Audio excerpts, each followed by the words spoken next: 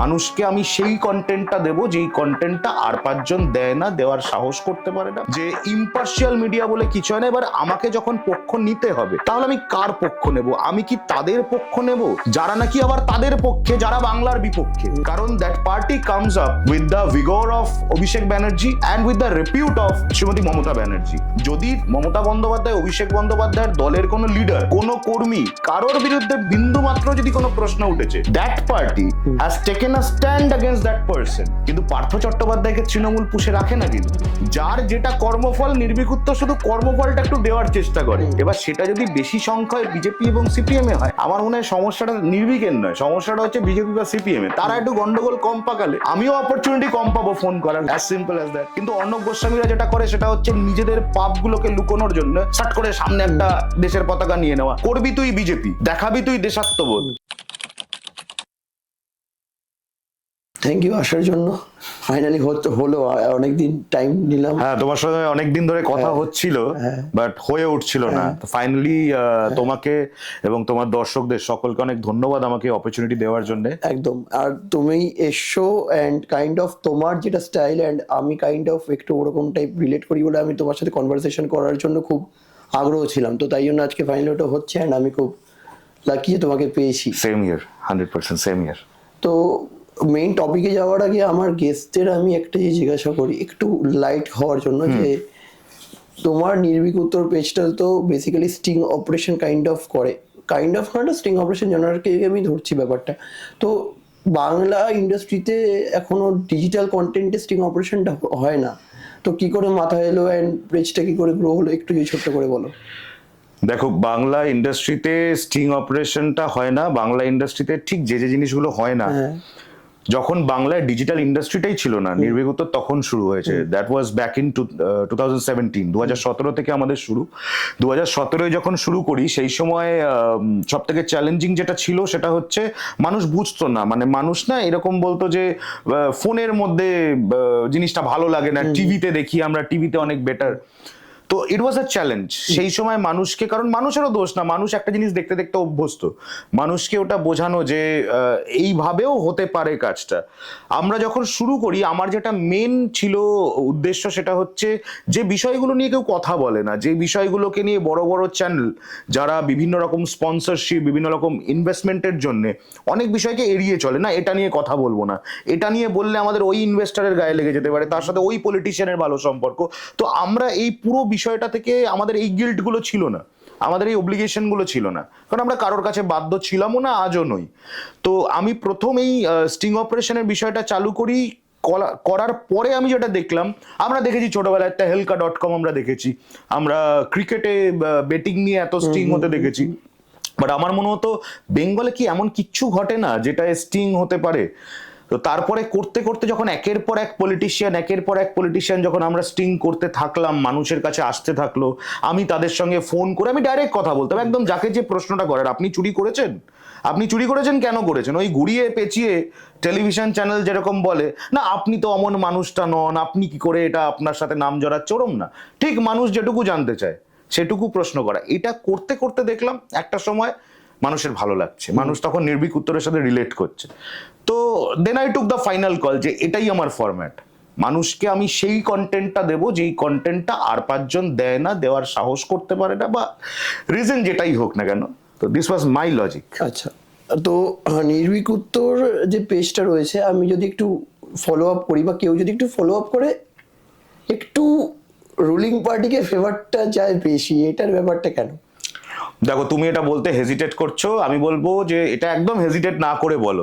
তার কারণ হচ্ছে, দেখো আমি খুব খোলাখুলি একটা বিষয় বলি। আজকে যদি তুমি জিজ্ঞাসা করো ইম্পার্শিয়াল মিডিয়া কারা, আমি যদি তোমায় জিজ্ঞাসা করি একটা মিডিয়ার নাম বলো যে ইম্পার্শিয়াল, আমার মনে হয় না কেউ বলতে পারে। এটা তুমি আমি বলে না, যারা দেখছেন, দর্শকরা যারা দেখছেন, তারাও হয়তো আমার সঙ্গে এক কথা মানে একমত হবেন যে ইম্পার্শিয়াল মিডিয়া বলে কিছু হয় না। এবার আমাকে যখন পক্ষ নিতে হবে, তাহলে আমি কার পক্ষ নেব? আমি কি তাদের পক্ষ নেব যারা নাকি আবার তাদের পক্ষে, যারা বাংলার বিপক্ষে, নাকি আমি তাদের দিকে আমাকে দেখা গেলে আমি কম কুণ্ঠাবোধ করব যারা at the end of the day আমার বাংলাটাকে ভালো রাখছে?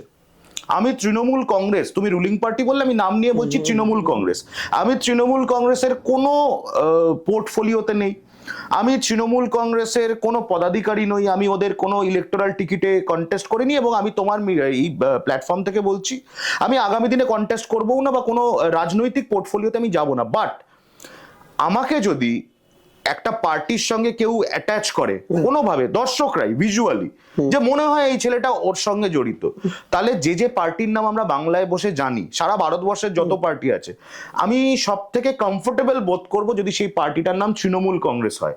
কারণ that party comes up with the ভিগর of Abhishek Banerjee and with the repute of Shrimati Mamata Banerjee.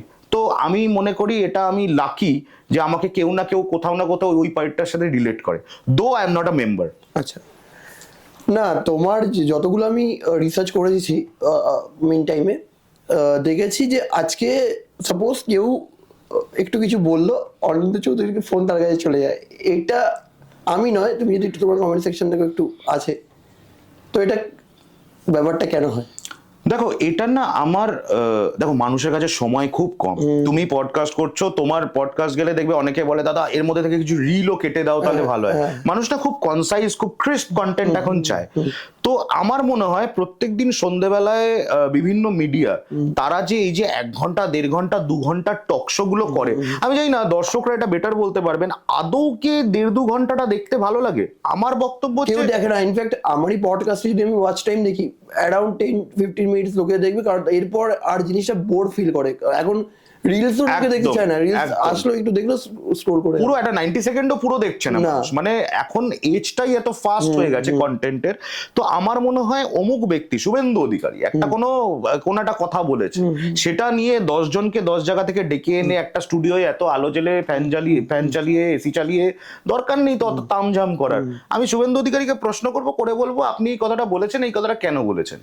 ওনার যোগ্যতা থাকলে উত্তর দেবে, যোগ্যতা না থাকলে উত্তর দেবে না, খেলা ওখানেই শেষ। মানুষ এইটুকুই দেখতে চায় যে শুভেন্দু কি ডিফেন্ড করতে পারলো ও যেটা করতে গেছে, নাকি ডিফেন্ড করতে পারলো না, তাহলে কি নির্ভীক উত্তর জিতে গেল, নাকি নির্ভীক উত্তর যার দিকে আঙুল তুলছিল সে জিতে গেল। আমার বক্তব্য হচ্ছে মানুষের কাছে সময় কম, ছোট করে যেটা দেখানো যাবে সেটা যদি টু দি পয়েন্ট হয় মানুষ সেটাকে দেখবেই সব থেকে বেশি। আচ্ছা, কিন্তু টু দি পয়েন্ট তো ব্যাপারটা, এটা আমি একটু আগে তোমাকে বলছিলাম, টু দি পয়েন্ট ব্যাপারটা তো শুধু একজনের দিকেই যাচ্ছে, আরেকজনের দিকে মাঝে মাঝে সাপোর্টটা আসে না কেন? দেখো সাপোর্ট বলছো নাকি আমি তাদের বিপক্ষে প্রশ্ন করি না, যেটা যেটা তুমি ভাববে।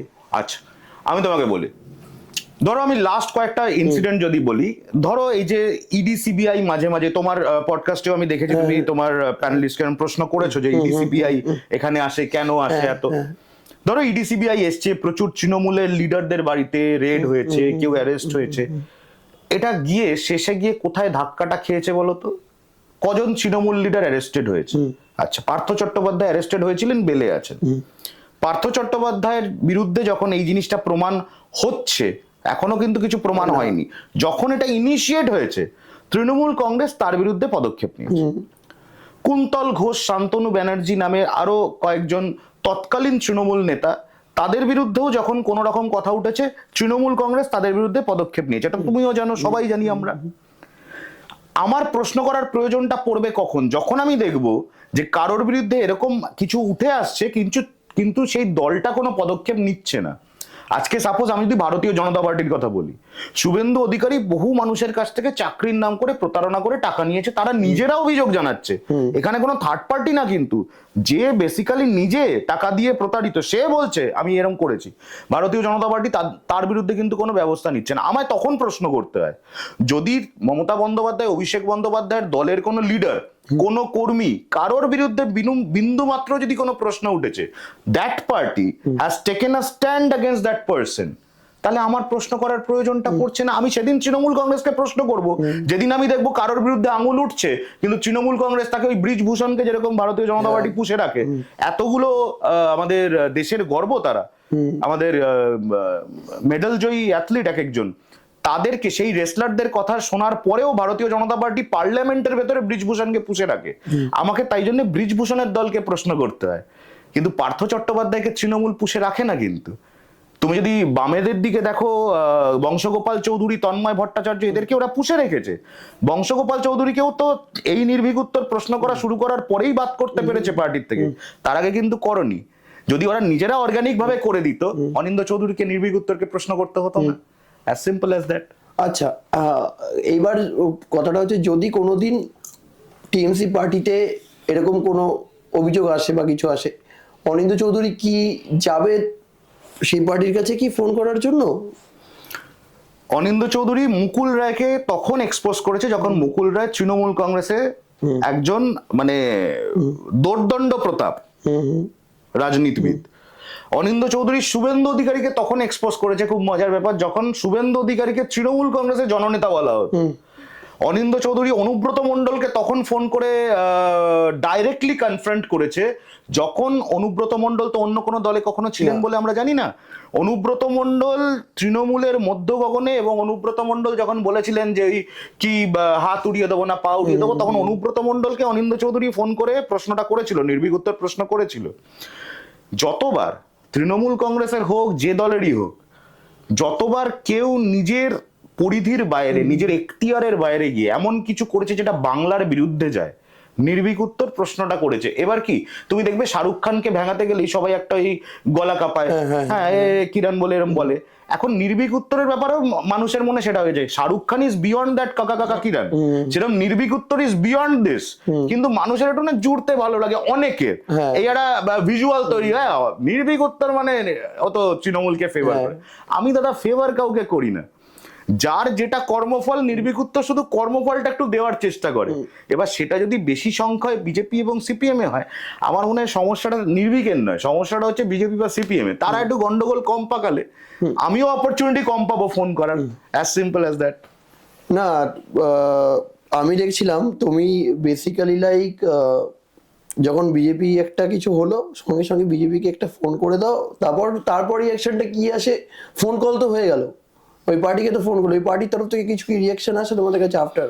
হ্যাঁ, সে তো প্রচুর এসছে। আমার শুভেন্দু অধিকারী আমার বিরুদ্ধে 100 কোটি টাকার ডিফেমেশন একটা স্যুট করেছিল, যেটা ওই লাস্টে কোর্ট থেকে হাত জোর করে বেরিয়ে যেতে বাধ্য হয়েছে। আমার তো কিছু হয়নি।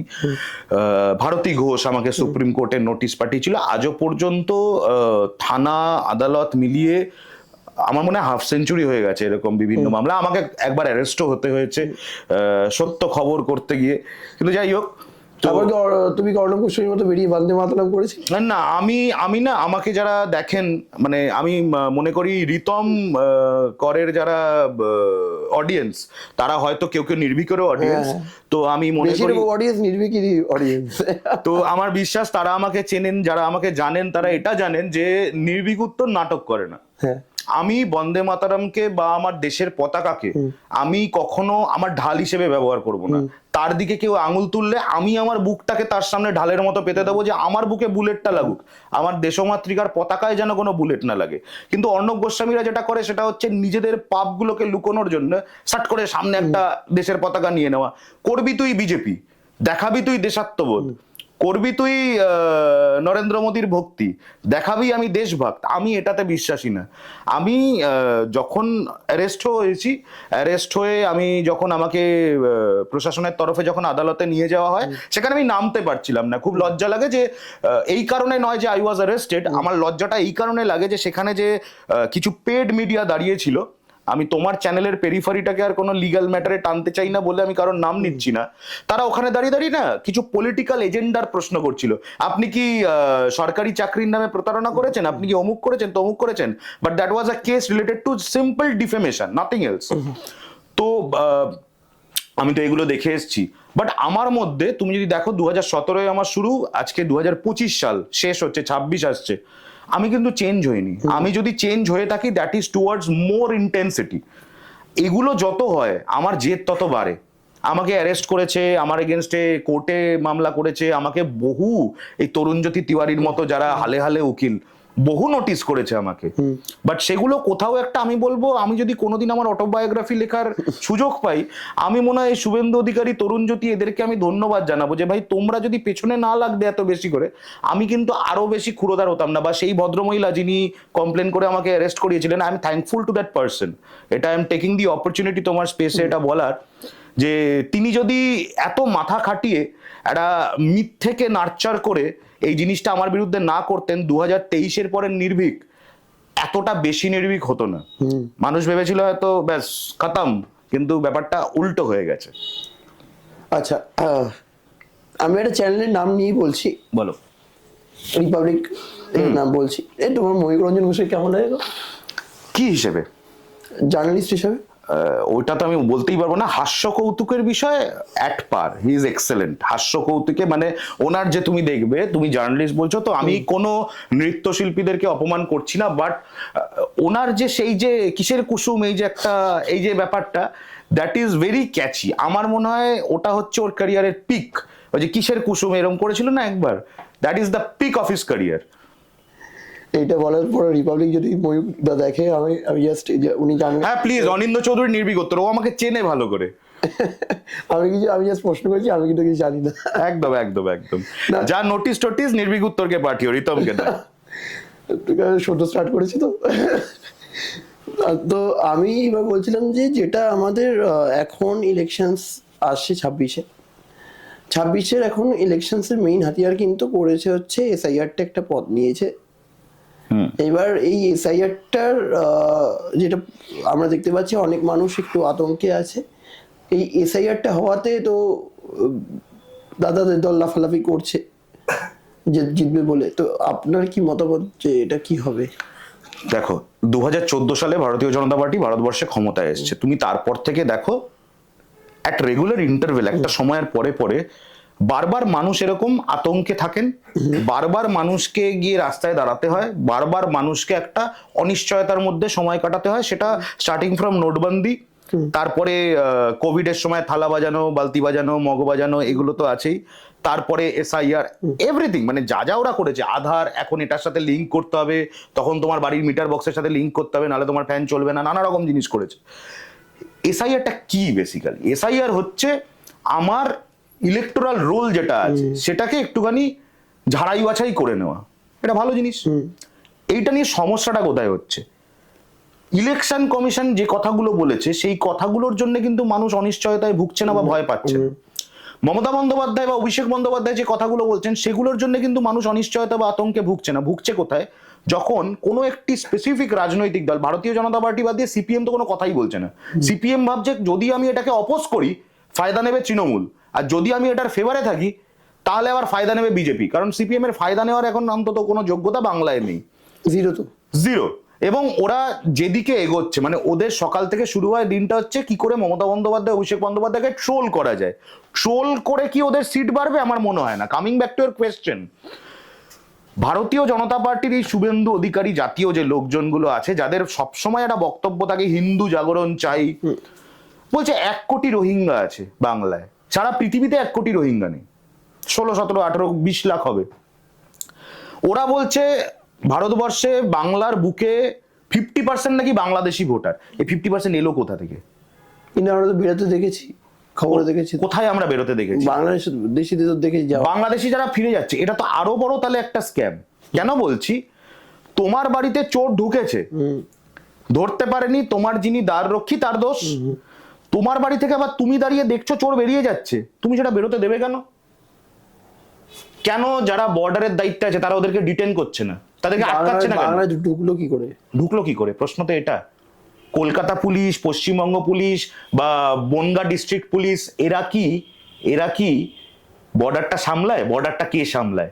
বর্ডারটা সামলায় নরেন্দ্র মোদীর রক্ষীরা, বর্ডারটা সামলায় অমিত শাহ, রাজনাথ সিংদের রক্ষীরা, বর্ডারটা সামলায় সেই দলের রক্ষীরা, সেই দলের কেন্দ্রীয় সরকারের দ্বারা পরিচালিত রক্ষীরা, যাদের টিকি ধরে শুভেন্দু অধিকারীরা রাজনীতি করে। কিন্তু এরা যারা আছে, এরা তো 20 বছর 15 বছর আগে এসছে। এদের তখন তো নরেন্দ্র মোদী সরকার ছিল, তখন কংগ্রেস ছিল। How is the data relevant? আজকে যদি একটা লোক বেরিয়ে যাচ্ছে, সেই লোকটাকে যদি ডিটেনই না করা হলো, সেই লোকটাকে তুমি জিজ্ঞাসা করছো কি করে? তুমি অ্যাজাম্পশনের ওপর কি একটা ক্রস বর্ডার অ্যাক্টিভিটিকে তুমি ক্লোজ করতে পারো? আজকে যদি তুমি বর্ডারে, আমি কোনো এজেন্সিকে নাম নেব না, তারা আমাদের দেশের agency, and we all are proud of them, we all are proud of them, but প্রত্যেকটা জায়গায় মানুষটাকে মানুষের গাফিলতি হয়। যদি সেই ডিপার্টমেন্টে, সেই ফোর্সে, সেই এজেন্সিতে কোনো গাফিলতি হয়ে থাকে, একবার তুমি তারা ঢুকলো, তুমি বলছো সেই সময় সরকারে ভারতীয় জনতা পার্টি ছিল না, আমি ধরলাম ইউপিএ সরকার ঢুকিয়েছে, ধরলাম বেরিয়ে যাচ্ছে যখন কার সরকার, বেরিয়ে যাচ্ছে যখন রক্ষী কাকে রিপোর্ট করছে, তাহলে তোমার বাড়ি থেকে চোর যখন বেরিয়ে যাচ্ছে, তুমি চোরকে ডিটেন করবে না, তুমি চোরকে জিজ্ঞাসা করবে না তুই ঢুকলি কোথা থেকে? তাহলে তো আমি একটা নিষ্পত্তিতে পৌঁছতে পারবো। আসলে কি হয় রিতম, যদি এই মিডিয়াগুলো প্রত্যেকদিন ওই বর্ডারে গিয়ে দাঁড়িয়ে থাকে না, প্রত্যেকদিন দেখা যাবে এরকম ভাবে লোক ঢোকে, প্রত্যেকদিন এরকম ভাবে লোক বেরোয়। যতবার রাজ্যের তরফ থেকে এগুলো নিয়ে কোনো রকম নোটিশ করা হয়েছে, এগুলোকে কেন্দ্রীয় সরকারের নজরে আনার চেষ্টা করা হয়েছে, ততবার অ্যাডভার্স এফেক্ট হয়েছে, ততবার জিনিসটা রাজনীতিকরণ হয়ে গেছে। আজকে তুমি, আমি, আমরা সবাই at the end of the day দলমত নির্বিশেষে আমরা চাই প্রত্যেকটা মানুষ ভালো থাকুক, সমাজটা ভালো থাকুক, রাজ্যটা ভালো থাকুক, দেশটা ভালো থাকুক। এরকম কেউ নেই যে বলবে হ্যাঁ হ্যাঁ বাংলাদেশি পাকিস্তানি ঢুকে যাক, আমার দেশটা গোল্লায় যাক, এরকম কেউ নেই সুস্থ মাথায় অন্তত, তার যদি না কোনো অভিসন্ধি থাকে। কিন্তু সবকিছুকে পলিটিসাইজ করলে যেটা সমস্যা হয় সেটা হচ্ছে আসল রেজাল্টটা আমরা পাবো না। এই যে তুমি বললে বাংলাদেশিরা নাকি বেরিয়ে যাচ্ছে, তাদেরকে ডিটেন করে যদি একটা প্রপার ইনভেস্টিগেশন হতো, তাহলে দুটো জিনিস আমরা জানতে পারতাম, কি রুটে এরা ঢোকে, এবং সেটা যে সরকারের আমলেই হোক না কেন সেইটা এতটা শিওর রুট কেন, সেখানে কেন দুই দেশেরই তো দায়িত্ব এটাকে আটকানো, কেন তারা ওখানে ওই ল্যাপসটা হচ্ছে এটা জানতে পারতাম। আর দ্বিতীয় হচ্ছে একটা টেন্টেটিভ পিরিয়ড যদি আমরা বুঝতে পারি যে এই যে বেরিয়ে গেল এরা কতদিন ধরে এই দেশটায় ছিল, এই রাজ্যটায় থাকলে তো এই দেশটাতেও আছে, এই রাজ্যের তো আলাদা কারেন্সি নয়, এই রাজ্যের তো আলাদা কোনো ভাষা নয়, আমরা বাংলা বলি, মুম্বাইতেও মানুষ বাংলা বলে, ব্যাঙ্গালোরেও মানুষ বাংলা বলে, তাহলে এই দেশেরই তো ক্ষতিটা হচ্ছে ওই বাংলাদেশি গুলো ঢুকলে। এইবার আমরা জানতে পারতাম টেন্টেটিভ কতটা পিরিয়ড এই বাংলাদেশি গুলো এখানে ছিল বা ভিন দেশের এই লোকগুলো এখানে ছিল, তাহলে এরা কি কি ক্ষতি করে থাকতে পারে। হতে পারে তো এটা শুধু ভোট দেওয়ার ব্যাপার নয়, হতে পারে তারা কোনো ভাইটাল ডেটা চুরি করে নিয়ে পালাচ্ছে, হতেই পারে, নেভার নো। তাহলে এদেরকে ডিটেন করার কর্তব্য ছিল তো, তাহলে এদেরকে ডিটেন না করে শুধু রিপাবলিক বাংলা শুটিং করালে তাহলে কি দেশের কোনো উন্নতি হলো না রাজ্যের উন্নতি হলো? এইটার প্রশ্নটার উত্তর কি কেন্দ্রীয় সরকার দিতে পারবে না রিপাবলিক বাংলা দিতে পারবে? রিপাবলিক বাংলার তখন উচিত ছিল না ওরা যে এরকম চৌকো চৌকো গোল গোল করে অনেক সময় ভিড়ের মধ্যে মুখ দেখায়, রিপাবলিক বাংলা এটা করতে পারতো না? আমি রিপাবলিক বাংলার যারা দেখছেন তাদেরকে জিজ্ঞাসা করতে চাই, যে এরকম চৌকো চৌকো করে গোল গোল করে যে ইউনুস আশ্রিত দুষ্কৃতি, বাংলাদেশি দুষ্কৃতি বলে এরকম গোল গোল করে দেখাতে পারতো না? তখন they were shooting, they need money, it's all about TRP, এবং কেন্দ্রীয় সরকার বলছে লাগাও, এটাকেই বাড়তে দাও, তোমার আমার পাড়া, এই পাড়ায় তোমার এখানে স্টুডিও, এখানে শুট হচ্ছে, এখানে কোথায় কে বাংলাদেশি তুমি বুঝতে পারবে বেহারাইতে? এটা বোঝার দায়িত্ব কার? এজেন্সি কাদের? সব এজেন্সি খালি তৃণমূলের, কোথায় কোন লিডারের ফ্রিজে আজকে চিকেন আছে না মটন আছে, পাবদা আছে না ভেটকি আছে, এই দেখতে এজেন্সিরা ব্যস্ত।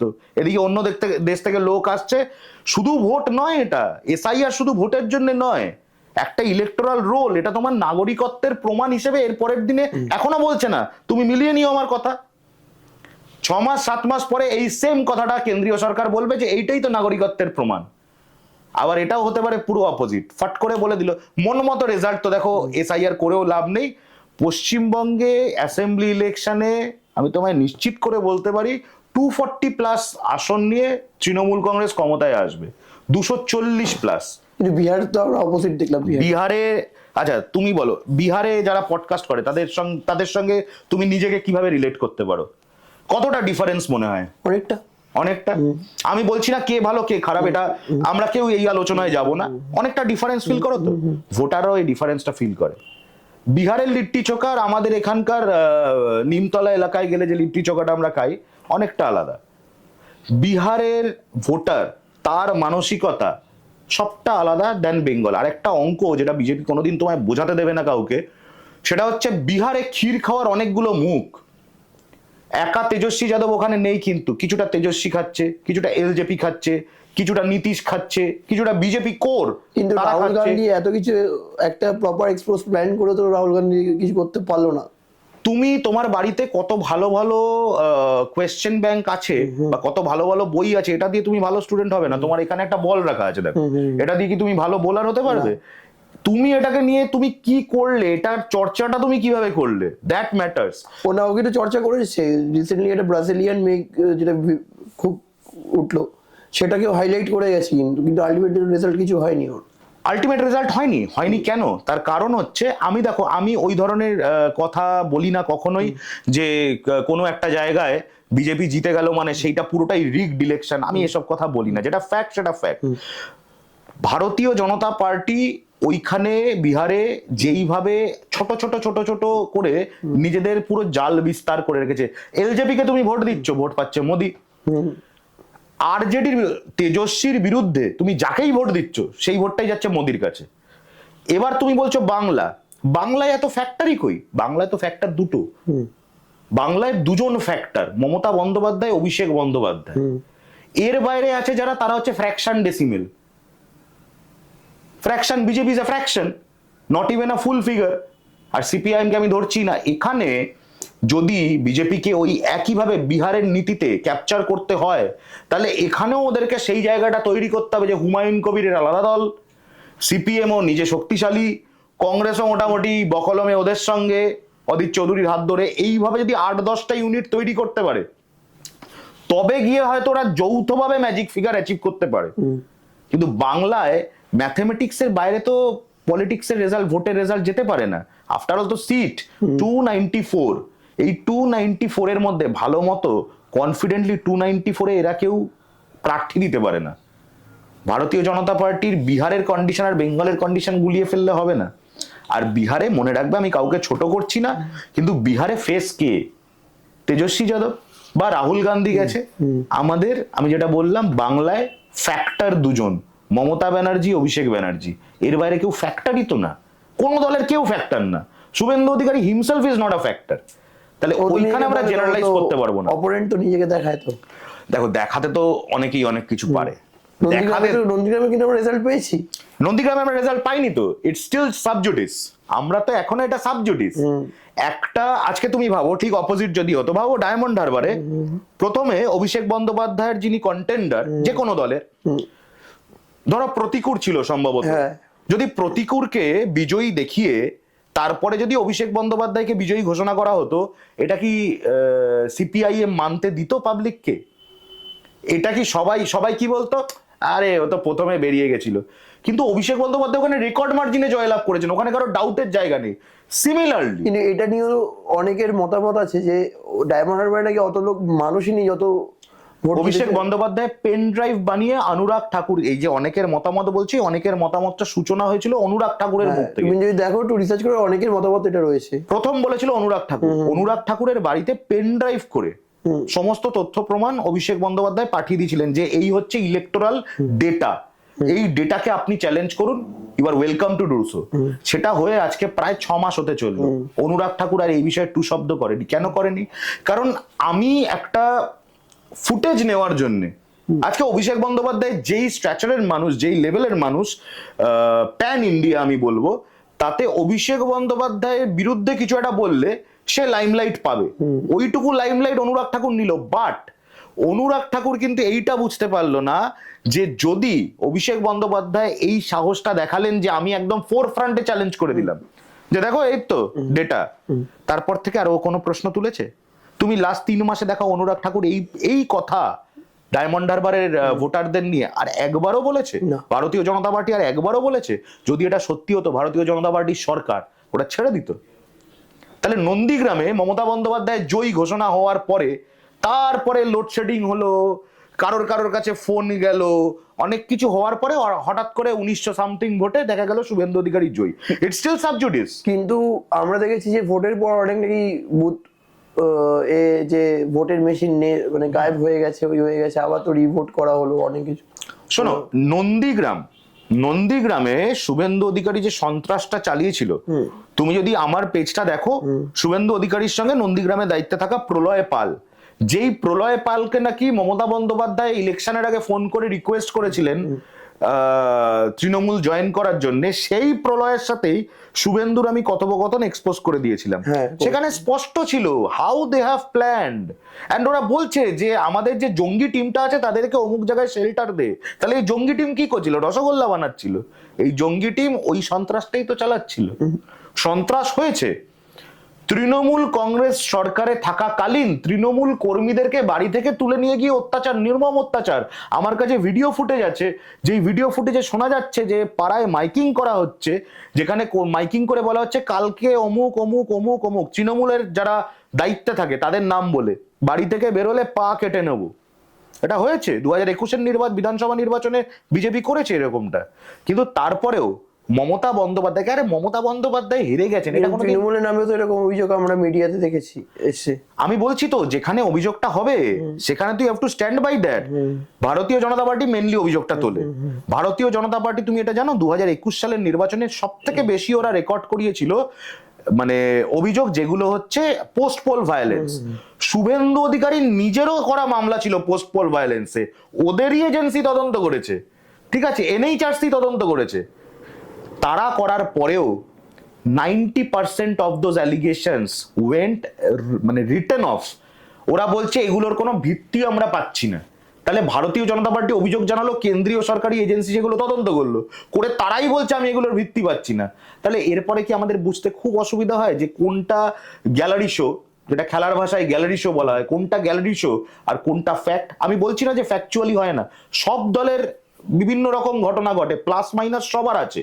কিন্তু এই যে ভারতীয় জনতা পার্টি বলে যে হ্যাঁ আমরা একদম মানে কিচ্ছু করিনি, আমরা বসে এমনি জাস্ট ঠাকুরকে ডাকছিলাম, তৃণমূল এসে মারলো, অত সোজা তো ব্যাপারটা কি তোমার দর্শকরা বলতে পারবেন না। কিন্তু এই ভোটটাকে নিয়ে বিজেপি বলে যে টিএমসি নাকি বেশি চুরি করে, এটা তো আমরা শুনেছি। এটা এই পয়েন্টে তুমি কিভাবে? আমরা এটাও যেরকম শুনেছি, আমরা আরেকটা জিনিস শুনেছি, সেটা হচ্ছে আঙুর ফল টক।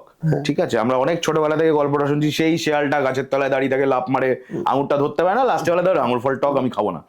তো ব্যাপারটা হচ্ছে ভারতীয় জনতা পার্টি বলতে বলতে এই অবধিও বলেছে, সিপিআইএমও বলেছে যে বাংলার মহিলারা ওই লক্ষ্মী ভান্ডারের টাকায়, আমি পয়েন্টে আসতাম, তুমি বলে দিয়েছো, 500,000 টাকায় বিক্রি হয়ে যায়। হ্যাঁ, তারপরে সিপিএম দেখবে ফেসবুকে লেখে যে বাংলা তো শিক্ষাকে বাছে না, বাংলা বাছে হচ্ছে ভিক্ষাকে। কিন্তু তারপরেই দেখা যায়, একটু পাতাটা উল্টালেই দেখা যায় কোথাও একটা শতরূপ ঘোষ বলেছে আমরাও যদি কোনোদিন সরকার করতে পারি আমরাও তাহলে এইসব ভাতাগুলো রাখবো, আমরা পুজো কমিটিকে টাকা দেবো না, কিন্তু আমরা লক্ষ্মী ভান্ডার রাখবো। সিপিএম এর সময় তো ভাতা ছিল। হ্যাঁ ছিল তো, কিন্তু পেতো কজন? পেতে হবে তো। সিপিএম এর সময়টা আমি যদি তোমাকে একটা রিক্যাপ দিই, এই ধরো যদি একটা এলসি অফিস হয় সিপিএম এর, ওই দরজার বাইরে সব দাঁড়িয়ে থাকতো, আমি যদি ওখানকার লোকাল কমিটির সেক্রেটারি, এলসিএস যাকে বলা হতো, আর তুমি এলসিএম লোকাল কমিটি মেম্বার, এই যদি হতো, আমরা এরকম দেখে দেখে না ঠিক করে নিতাম, ওই মালটা, এই হচ্ছে ভাষা, ওই মালটাও কংগ্রেস বাড়ি, বের করে দেবে, এটাকে বার কর, এটাকে বার কর, এইভাবে স্ক্রিনিং হতো। তুমি আমাকে তোমার পাড়ার দুয়ারে সরকার ক্যাম্প হোক বা যে কোনো সরকারি কোনো একটা ক্যাম্প বা ইনিশিয়েটিভে তুমি আমাকে একটা যদি 10 সেকেন্ডের ফুটেজ দেখাতে পারো যেখানে এই সরকার বা রুলিং পার্টি কোথাও কারোর পলিটিক্যাল এজেন্ডা বা বিলিফ এটা জিজ্ঞাসা করার পরে তাকে লক্ষ্মী ভান্ডার বা স্বাস্থ্যসাথী দিচ্ছে, তাহলে আমি নির্ভীক উত্তরটা কুইট করবো once and for ever. CPM এর সময় ভাতা ছিল, ভাতা সারা পৃথিবীতে সব সরকারের সময় ছিল। ইউকেতে এখন যে সমস্যাটা চলছে সিটিজেনদের, সেটাও এই ভাতা ওরিয়েন্টেড। ওরা ভাতা দেওয়া শুরু করেছে, সামলাতে পারছে না। মমতা বন্দ্যোপাধ্যায় সামলাতে পারছেন ভাতা দিয়ে, কিন্তু এখানে ব্যাপারটা হচ্ছে সিপিএম বলবে, বিজেপি বলবে এগুলো হচ্ছে ভিক্ষা, আবার নিজেদের ম্যানিফেস্টো প্রিন্ট করার সময় ফলাও করে লিখবে উনি 2 দিলে আমরা 4 দেবো, উনি 10 দিলে আমরা 20 দেবো। এইগুলো করবে, করে তারপরে দেখে যখন হলো না, আবার সেই ডাব্বা গোল, তখন ওরা বলা শুরু করে, একটাই পড়ে থাকে, ওরা তো সব মেরে ভোট নিয়ে নিয়েছে। মানুষ ভোট দেয়। মমতা বন্দ্যোপাধ্যায় একদিকে দাঁড়াবেন, অভিষেক বন্দ্যোপাধ্যায় দাঁড়াবেন, আরেকদিকে সারা ভারতের যত রাজনীতিবিদ আছে সবাই দাঁড়াবেন। অত সোজা না ইলেকশনে মমতা বন্দ্যোপাধ্যায়কে পরাস্ত করা, অত সোজা না। তুমি আসো না, তুমি ফ্যাক্টে আসো, এরা কেউ ফ্যাক্টেই আসে না। এরা ট্রোলিংয়ে যাবে, এরা নোংরা কথায় যাবে, এরা এআই ভিডিওয়ে যাবে, এরা মিথ্যাচারে যাবে, এরা এজেন্সি লেলিয়ে দেবে, এরা পাড়ায় পাড়ায় ফেসবুকে নানা রকম নোংরা কথা লেখাবে। পয়েন্টে কেউ আসবে না। তুমি আমায় পয়েন্ট দাও না, বাংলায় এটা হয়নি, তোমার সরকার এলে এটা হবে, কিভাবে হবে তোমায় বুঝিয়ে দিক। যে 2 কোটি চাকরি মোদি বলেছিল হয়নি, বাংলায় মমতা বন্দ্যোপাধ্যায় বলছেন সেখানে নাকি আনএমপ্লয়মেন্টের নাকি শিখরে বাংলা। সিপিএম বলে তো, আদপে ফ্যাক্টটা ভুল, তাও সিপিএম বলে তো। তাহলে সিপিএম বলে দিক, ওরা সরকারে এলে কিভাবে চাকরিটা দেবে? মানুষ ভোট দেবে তাহলে? তুমি কাজের কাজ করবে না, তুমি হোমওয়ার্ক করবে না, তারপর রেজাল্ট বেরোনোর পরে বলবে রিতম তো অন্যের দেখে লেখে, রিতম তো ওই চোতা নিয়ে এসে লেখে, তখন তো আঙুল ফল টক।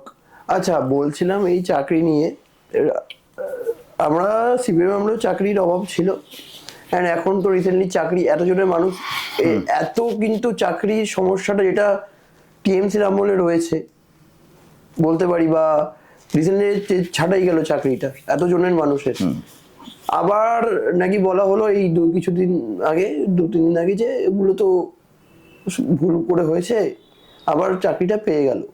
এটা কি এসআইআর এর থেকে বাঁচার জন্য এটা করা হলো নাকি? দেখো, এসআইআর থেকে বাঁচার জন্য যদি করেও থাকে, কে করেছে? হাইকোর্ট। আমি বিকাশ রঞ্জন ভট্টাচার্য না যে আমি কন্টেম্পট অফ কোর্ট করব আর তারপরে আমি বলবো আমি বিরাট আইনজীবী।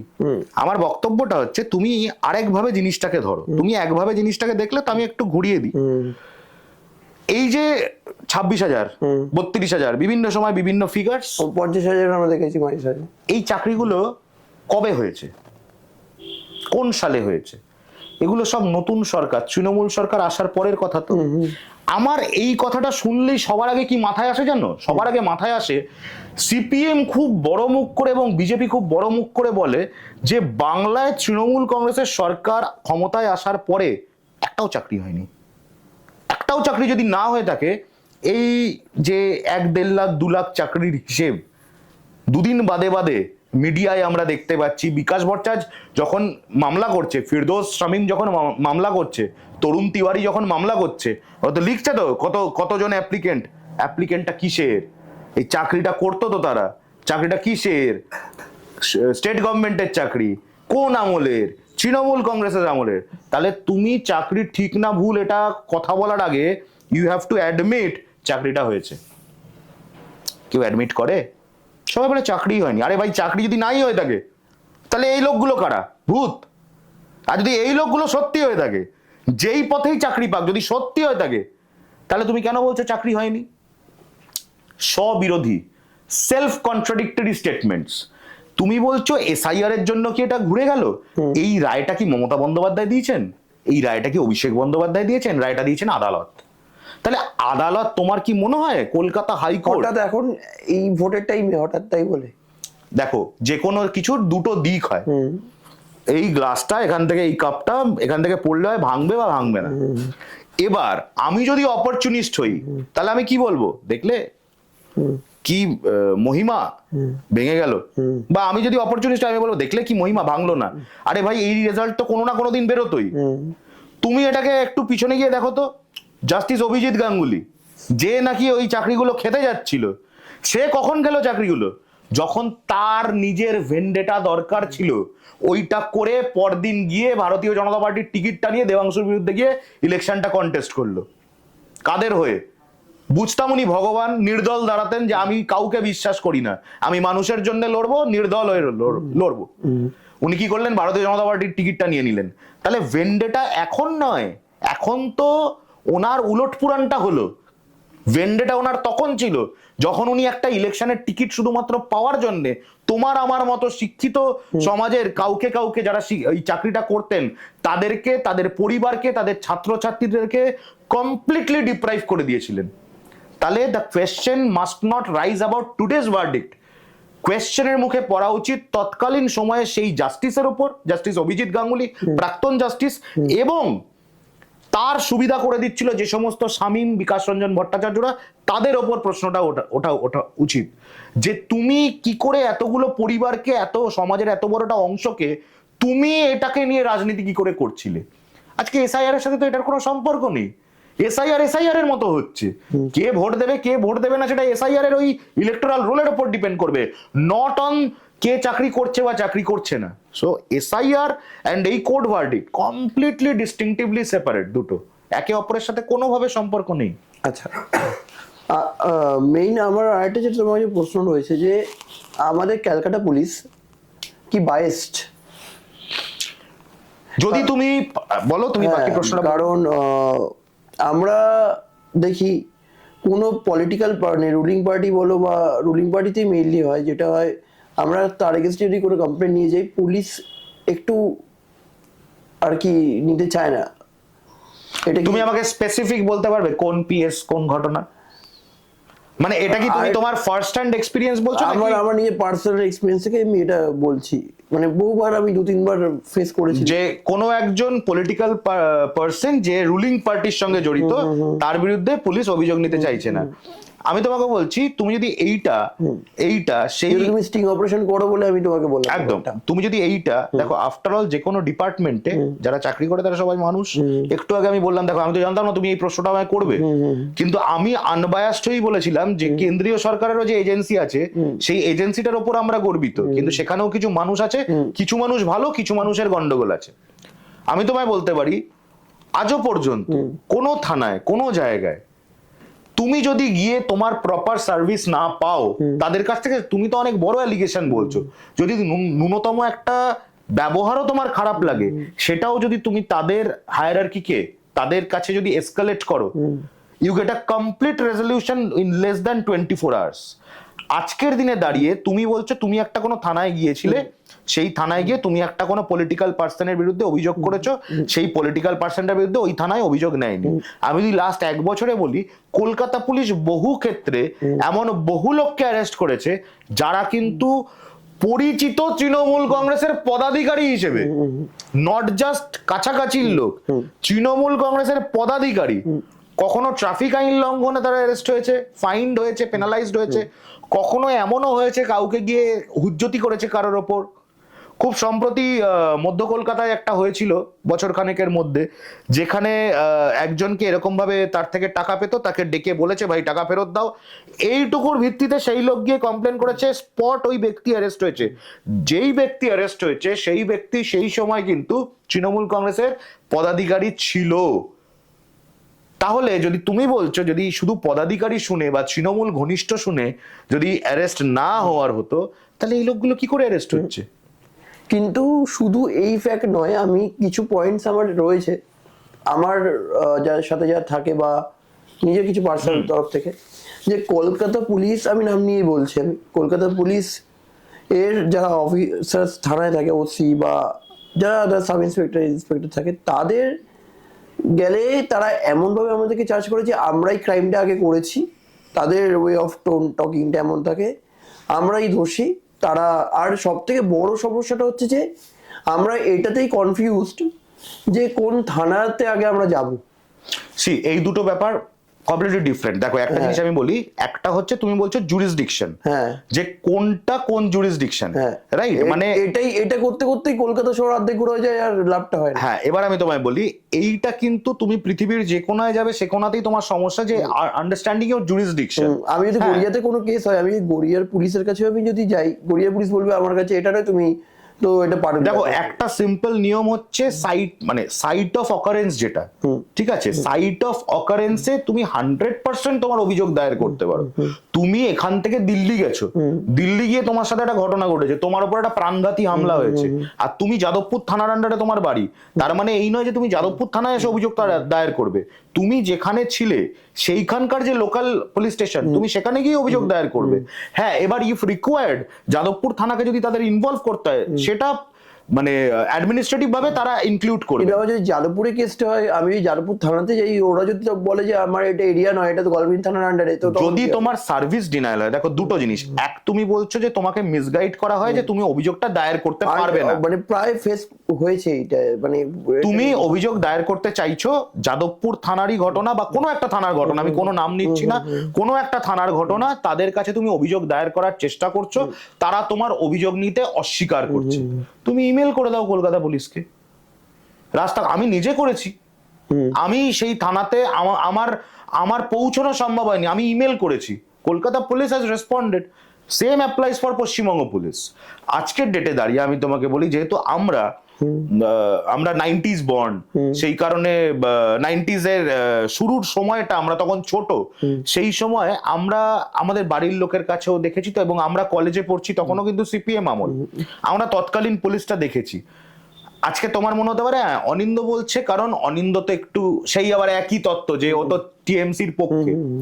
আমি যদি সেটাও বাদ দিই, তুমি যদি এনসিআরবি ডেটা দেখো, তুমি যদি যে কোনো ন্যাশনাল আনবায়াসড, আমি আনবায়াসড কথাটা বলছি, বায়াস হলে কেন্দ্র বায়াসড, আমি কিন্তু এখানে তৃণমূলের কোনো রোল নেই, ন্যাশনাল কোনো বডির কোনো রিপোর্ট যদি দেখো, সেটা যদি কলকাতার সেফটি সম্পর্কিত হয় বা which is the safest city of India বা সেফেস্ট স্টেট অফ ইন্ডিয়া, তুমি কিন্তু দেখবে আমাদের পশ্চিমবঙ্গ পুলিশ বা কলকাতা পুলিশ অলওয়েজ কিন্তু আপওয়ার্ড তাদের র্যাঙ্কিং।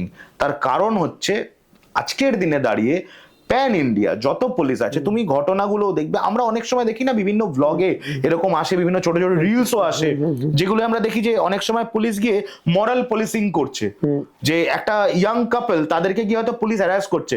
রিসেন্টলি ইলেকশন চলাকালীন বিহারে একটা ভাই বোন তারা বসে খাবার খাচ্ছিল রেস্টুরেন্টে, পুলিশ গিয়ে তাদের উপর একটা অন্য রকমের অভিযোগ দিয়ে তাদেরকে হ্যারাস করে। লাকিলি সিসিটিভি ছিল, অডিও ছিল, সবটা ক্যাপচার হয়ে যায় এবং সেটা রিল হয়ে সারা দেশে ছড়িয়ে যায়। তুমি আমাকে বাংলায় একটা এরকম ঘটনা দেখাও তো। বাংলায় পুলিশ মার খেয়েছে রিতম, বাংলায় সম্প্রতি পুলিশ মার খেয়েছে, পুলিশ পাল্টা কতজনকে মেরেছে, রাত দখলের নামে পুলিশের চোখ উপড়ে নেওয়া হয়েছে, পুলিশের পা ভেঙে দেওয়া হয়েছে, ইট ছুঁড়ে পুলিশের চোখ নষ্ট করে দেওয়া হয়েছে, একজন মহিলা পুলিশকে উন্মত্ত দঙ্গল একদল যুবক, বাগুইয়াটি থানার একজন মহিলা অফিসারকে, আমি তার নাম নেব না, তাকে অ্যাসল্ট করেছে, তার চোখে এমন ভাবে আঘাত করেছে, তার মুখ ফেটে গেছে, তার চোখ ফেটে গেছে। তারও বাড়িতে কিন্তু 3 মাসের একটি শিশু, সেই সময় বাচ্চাটার বয়স 3 মাস আছে, ছিল। বাংলার পুলিশ কিন্তু যদি তুমি আজ থেকে 20টা বছর পিছিয়ে যাও না, বাংলার পুলিশ কিন্তু পিঠের চামড়াটা হাতে দিয়ে দিত। আজকের পুলিশ করে না কিন্তু সেটা। Lapses, if you say lapses, আমি বলবো না যে কেউ নিখুঁত, আমি বলবো তোমার কোনো থানায় গিয়ে যদি এই সমস্যা হয়, মুখ্যমন্ত্রী ইজ অ্যাক্সেসিবল, তার দাপ্তরিক নম্বর সব জায়গায় দেওয়া রয়েছে। It is not my job role, সে কারণে আমি সেটা তোমার এখানে বলছি না, but it is always available. তুমি হোম সেক্রেটারিকে পর্যন্ত আজকের দিনে একটা সেকেন্ডের মধ্যে ইমেল করে জানাতে পারো, মানুষ পাচ্ছে তো রেজলিউশন, পাচ্ছে না তা না। তুমি দেখো না এরকম, তুমি তোমার যারা ধরো দর্শকদের মধ্যে বিজেপি বা সিপিএম এর সাপোর্টার আছে, কর্মী আছে, তাদেরকে বলো না এরকম রিয়েল ঘটনা তুলে আনতে, যে থানায় যাচ্ছে কোনো কাজ হচ্ছে না। হ্যাঁ, এবার কেউ যদি সিভিল কেস নিয়ে থানায় যায়, তা সেখানেও তো পুলিশের একটা লিমিটেশন থাকে, নাহলে পুলিশ একটা লিমিটেশনের বাইরে গেলে কালকে যখন কোর্ট বলবে যে সিভিল ম্যাটারে তুমি কেন ঢুকেছো, এটা তো ক্রিমিনাল ম্যাটার না, তাহলে তখন পুলিশ কি বলবে? না আমাকে সবাই ভাবছিল আমি কাজ কম করি, ওই জন্য একটু বেশি কাজ দেখাচ্ছিলাম। বাট আমার যেটা মেইন প্রশ্ন হচ্ছে যে ক্যালকাটা পুলিশের তো একটা একটা দায়িত্ব থাকা উচিত, যে এটা কিন্তু মানে তাদের ফেসবুক পেজেও তারা দেয় না, বা তাদের গুগল ওয়েবসাইটেও আসে না, যে কোন থানাটা স্পেসিফিক্যালি মানে কোথাকার জুডিকশন অবধি থাকা উচিত। এটা হলে কি, যেই মানুষটা ক্রাইমের শিকার হয়েছে তার কিন্তু একটা সময় কমে যায়, ঘুরতে ঘুরতে যে সময়টা আমি বলছিলাম কমে যায়। এটা একটা খুব সুন্দর পয়েন্ট তুমি বলেছো। আমি তোমার যারা দর্শক তাদের সুবিধার্থে একটা জিনিস বলি, গুগলে যদি আমরা এখন টাইপ করি যে এই রাস্তার নামটা, ঠিক আছে, হোয়াট এভার একটা রাস্তার নাম এবং পিনকোড দিয়ে যদি আমরা লিখি যে false under which PS jurisdiction, আমরা কিন্তু ওখানে রেসপন্সটা পাই। আরেকটা রাস্তা বলি, তুমি এটা একটা হচ্ছে ইনফরমেশনের জন্য, সেকেন্ড হচ্ছে তুমি বলছো পুলিশের দায়িত্ব থাকে, পুলিশ কিন্তু এই দায়িত্বটা বহু বছর ধরে পালন করছে। কিভাবে? কলকাতা পুলিশের ওয়েবসাইট আছে, সেই ওয়েবসাইটে গিয়ে প্রত্যেকটা থানার তুমি যখনই দেখবে থানার লিস্ট আছে, ধরো পরপর লেখা আছে তিলজোড়া, জোড়াসাঁকো, পরপর সব থানাগুলো লেখা আছে, সেখানে তাদের ফোন নাম্বারগুলো দেওয়া থাকে, তার পাশে একটা ভিউ ম্যাপ দেওয়া থাকে। তুমি যখনই ক্লিক করবে ইউ উইল সি একটা ছবি আছে, অনেক জায়গায় আইসি বা ওসিরও ছবি চলে আসে, এবং তার সঙ্গে একটা কিন্তু ম্যাপ এখানে দেখায়, যেখানে দেখা যায় যে কতটা জুরিসডিকশন পড়ছে ওই থানাটার আন্ডারে। কারণ কলকাতা পুলিশের যে থানাগুলো আর পশ্চিমবঙ্গ পুলিশের যে থানাগুলো, জুরিসডিকশনের সাইজে অনেকটা ডিফারেন্স আছে, লজিস্টিক্যাল অনেক চ্যালেঞ্জেস আছে। এটা এখনো মনে হয় না পশ্চিমবঙ্গ পুলিশে এটা অ্যাপ্লিকেবল। তাও পশ্চিমবঙ্গ পুলিশ কিন্তু যতটা সম্ভব কোয়াড্রেন্টস এন্ড এভরিথিং দিয়ে ওটা করে। এবার যদি তুমি বলো যে প্রত্যেকটা রাস্তার নাম দিয়ে দিয়ে যদি বলতে হয় যে এই এই এই এই রাস্তা আমার থানার আন্ডারে পড়ছে, দ্যাট বিকামস ভেরি চ্যালেঞ্জিং। মানে বাট অ্যাটলিস্ট তাদের এটুখানি একটা করা উচিত, যে লাইক আমি একটা ছোট এক্সাম্পল দিচ্ছি, যে যাদবপুর থেকে গড়িয়া আমাদের একটুখানি আমাদের আন্ডারে, গড়িয়ার ওপার পেরিয়ে গেলে এটা তোমার কিন্তু দেখো তুমি যদি যাদবপুর থেকে গড়িয়া আমার আন্ডার সে সাপোজ শ্যামবাজার থেকে শোভাবাজার, আমি যদি স্ট্রেট রাস্তাটা ধরি, ওখানে ডিফারেন্ট সাইড থেকে 3টে থানা চলে আসে। তাহলে যদি ওনারা একবারে বলে দেন যে শ্যামবাজার মেট্রো বা শ্যামবাজার 5 পয়েন্ট থেকে আর শোভাবাজার লাল মন্দির বলে এরকম ভাবে বলে যদি ওনারা বলেন যে ফলস আন্ডার দিস পিএস, তাহলে কিন্তু মানুষ আরো কনফিউশন বাড়বে। কারণ বোঝার চেষ্টা করো, ওটা কিন্তু 3 দিক থেকে 3টে পিএস নিচ্ছে। বা পশ্চিমবঙ্গ পুলিশের ক্ষেত্রে তুমি দেখো বরানগর, এদিকে বেলগড়িয়া থানা পরপর যদি যাও, তারপরে কামারহাটি পিএস, কিন্তু বেলগড়িয়া থানার আবার প্যারালাল চলে আসছে নিমতা থানা। আবার ওইদিকে যদি তুমি টুয়ার্ডস গঙ্গা চলে যাও তাহলে চলে আসছে দক্ষিণেশ্বর পিএস। তাহলে যদি ল্যাটিটিউড বা লঙ্গিটিউড কোনো একটা দিকে ভার্টিক্যালি বা হরাইজন্টালি যদি একটা এরিয়া স্পেসিফিক বিভাজন করা হয়, তাহলে মানুষের কনফিউশন আরো বাড়বে। কারণ সেক্ষেত্রে কি হবে, ওই ল্যাটিটিউড বা লঙ্গিটিউডাল যদি বাইফার্কেশনটা করা হয়, সেই বাইফার্কেশনে কিন্তু পাশাপাশি অনেকগুলো থানা অ্যাপ্লিকেবল হয়ে যাচ্ছে। Same applies for Kolkata police jurisdiction. কিন্তু তুমি যদি আজকের এই এআই যুগে, আমাদের সবারই গুগলে অটোমেটিক্যালি এআই মোডটা অন আছে, আমি যদি লিখি যে প্রিন্স আনওয়ার শাহ রোড কলকাতা অমুক, লিখে false under which PS jurisdiction বা কোন পিএস এর আন্ডারে পড়ে, এটাই যদি আমরা লিখি, আমাদেরকে কিন্তু এআই জেনারেটেড রিপ্লাই গুগল দিচ্ছে এবং সেগুলো সঠিকই দিচ্ছে। অনেক সময় 2-3টে থানার হয়তো দিয়ে দেয়, কিন্তু ওখানে গিয়ে যদি আমরা যাই এই রুলসটা ফলো করে ওখানে যদি গেলাম, বাট ওখানে যে অফিসার ইনচার্জ বললো যে এটা তো আমাদের থানা এরিয়া না, আপনি ওইটাতে যান, তখন আমাদের কি করতে হবে? এই পরিস্থিতি যদি তুমি পড়ো যেখানে তুমি বুঝতে পারছো যে এই থানাটা, এবার তোমার যদি সত্যি ওটা জুরিসডিকশন না হয়, তুমি কি তার বিরুদ্ধে অভিযোগ করতে পারবে? বাট যদি সত্যি ওটা জুরিসডিকশন, তার মানে তোমাকে সার্ভিস ডিনায়াল করা হচ্ছে, তুমি হায়ারার্কিকে জানাও, তুমি কলকাতা পুলিশকে জানাও, তুমি কলকাতা পুলিশকে একটা ইমেল করো। আমি তোমাকে বলছি, ইমেল তো অনেক দূরের কথা, সামান্য একটা টুইট করলে কলকাতা পুলিশ 6 ঘন্টার থেকে কম সময় রেসপন্ড করে, এবং এটা প্যান ইন্ডিয়া আমি তোমায় বলছি ফাস্টেস্ট করে কলকাতা পুলিশ, তারপরে কিন্তু Mumbai police. So Kolkata police is always that. তুমিও দেখো একটা রেজলিউশন মানুষের কাছে, তুমি আমার নামে এফআইআর করতে গেলে পুলিশ আজকে নিল না, তোমার বক্তব্য অনুযায়ী আমি প্রভাবশালী, আমার এগেনস্টে কমপ্লেন, পুলিশ নিল না, আরে কালকে তো তুমি কোর্টে চলে যাবে, সেখানে গিয়ে যেটা আমরা আগে বলতাম 156 ক্লজ 3 পুলিশ ইন অ্যাকশন, তুমি পুলিশ ইন অ্যাকশনের মামলা করবে, তখন কোর্ট বলবে, তখন এমনি অ্যারেস্ট করতে এলে পুলিশের বা এমনি তোমার কমপ্লেনটা নিলে পুলিশ যেভাবে হ্যান্ডেল করতে পারতো, তখন আরো বেশি কড়া ভাবে করতে হবে। তাহলে সত্যি যদি একটা দলদাস পুলিশ হয়, সে কি করবে, সে আগে অভিযোগটা নিয়ে, সে চেষ্টা করবে আগে অভিযোগটা নিয়ে এবার চেপে দিই। তুমি বলছো সে অভিযোগই নিতে চাইছে না, তাহলে ইদার জুরিসডিকশন নিয়ে কোনো ইস্যু আছে, অর অভিযোগটা হয়তো civil in nature, or there is a genuine lapse, সেটা তুমি তাহলে কলকাতা পুলিশকে জানাবে। বা তুমি কলকাতা পুলিশকে জানালে, যেহেতু তুমি কলকাতা পুলিশ বলছো বলে আমি কলকাতা পুলিশ বলছি, তুমি জানালে অমুক থানায় আমি গেছি, রেজলিউশন পাচ্ছি না, তারপরেও যদি তুমি রেজলিউশনটা না পাও, তোমার কাছে মুখ্যমন্ত্রীর কাছে অব্দি এটা কনভে করার জন্য আজকে রাস্তা আছে, তুমি বলো না বুদ্ধদেব ভট্টাচার্যকে কনভে করার কোনো রাস্তা ছিল? জ্যোতি বসুকে টেকনোলজি তো এতটা অ্যাডভান্স, ফোন ছিল না? ফোন ছিল তো, এখনো তো একটা ফোন নাম্বারই আছে। মমতা বন্দ্যোপাধ্যায়কে টুইট করতে বলছি না তো, আমি ফেসবুকে মেনশন করতে বলছি না, আমি বলছি তো ফোন করতে। তখনকার দিনেও তো ফোন ছিল, তখনকার দিনেও তো হেল্পলাইন নাম্বার হতো তো, বিএসএনএল এমটিএনএল সব রকম হেল্পলাইন নাম্বার হতো তো, করেননি তো মমতা বন্দ্যোপাধ্যায়ের মতো, বুদ্ধদেব ভট্টাচার্য বা জ্যোতি বসু, কেউ তো হেল্পলাইন নাম্বার করেননি। হেল্পলাইন নাম্বার তখন তো ক্রাইম তাদের মধ্যে কম ছিল না, তাদের মতে হলে তো হবে না। এনসিআরবি রিপোর্ট বলছে বিধ্বংসী ক্রাইম রেকর্ড, বিধ্বংসী ক্রাইম রেকর্ড, পপুলেশন ডেন্সিটি কম ছিল, তুমি সেইভাবে বলতে পারো, কিন্তু বিধ্বংসী ক্রাইম রেকর্ড পার ইউনিট, একটা এলাকায় যতটা ক্রাইম হওয়ার কথা, তুমি যদি যে কোনো কেন্দ্রীয় সরকারি বডির তুমি যদি রিপোর্ট চেক করো, এনসিআরবি যদি ডেটা চেক করো, তুমি if you go down to 90s, তুমি ভয় পেয়ে যাবে 90s এর ডেটা দেখে। 90s এ একটা থানার আন্ডারে যে রেটে ক্রাইম হতো, এখন যারা অতি বড় বাম তারা বলবে তখন তো রেজিস্টার হতো বেশি মামলাগুলো, রেজিস্টার না করে কোনো উপায় ছিল না তো। 90s এর তুমি, আমরা যদি বাংলা সিনেমা দেখি 90s এর, অরনাথ চক্রবর্তী থেকে শুরু করে প্রভাত রায়, স্বপন সাহা, এনাদের যদি বানানো ছবিগুলো আমরা দেখি 90s এর, every film says the same story, that police দলদাস। অনেক জায়গায় দেখাচ্ছে একজন নেতা এসে পুলিশকে বলছে তুই ওর, তার চেয়ারে বসে সে পুলিশের টুপিটা পরে নিচ্ছে। এগুলো কোথা থেকে এসছে? সব কল্পনা, জেনুইন ফ্যাক্টস। মমতা বন্দ্যোপাধ্যায় যেভাবে জনমুখী, যেভাবে পদক্ষেপগুলো নেন, অভিষেক বন্দ্যোপাধ্যায় একটা ডায়মন্ড হারবারকে কিভাবে মডেল করেছেন, গুজরাট মডেল হতে পারেনি। গুজরাটে একটা সেবাশ্রয় হয় না, কিন্তু গুজরাটে যদি আমরা যাই, কলকাতাতে আজকে বিজনেস সেক্টর কম, কিন্তু গুজরাটে বিজনেস মডেলটা বেশি। তোমার নাম রিতম কর, রিতম কর গিয়ে গুজরাটে করুক দেখি। কিন্তু রিতম ভাই আম্বানি বা রিতম ভাই সিসোডিয়া তারা কিন্তু বাংলায় এসে ব্যবসা করে যাচ্ছে। আমরা হলাম উদার জায়গা, আমাদের এখানে এসে ব্যবসা হচ্ছে। তুমি একটা বড় বাজারে যাও না, একটা দুপুরে ঘন্টা তিনেকের মধ্যে একটা বড় বাজার কত বিজনেস জেনারেট করে। সমস্যাটা হচ্ছে কি, ঘরের টাকাটা ঘরে থাকছে না আমাদের, ঘরের টাকাটা পার্শ্ববর্তী রাজ্যে চলে যাচ্ছে, সেটাও আমার দেশের রাজ্য ঠিক আছে। আর একটা কথা হচ্ছে, তুমি গুজরাটের পপুলেশনটা দেখো, আমাদের পপুলেশনটা দেখো, গুজরাট কতটা কসমোপলিটেন, আমরা কতটা কসমোপলিটেন। তুমি কলকাতা তথা বাংলায় তুমি ভারতবর্ষের কোনো সাইড নেই, কেরালা থেকে কন্যাকুমারী, কাশ্মীর, পাঞ্জাব, রাজস্থান, কোনো জোন বাকি নেই যেখানকার মানুষ আমার এখানে নেই, এবং যথেষ্ট পরিমাণে আছেন, ভালোভাবে আছেন।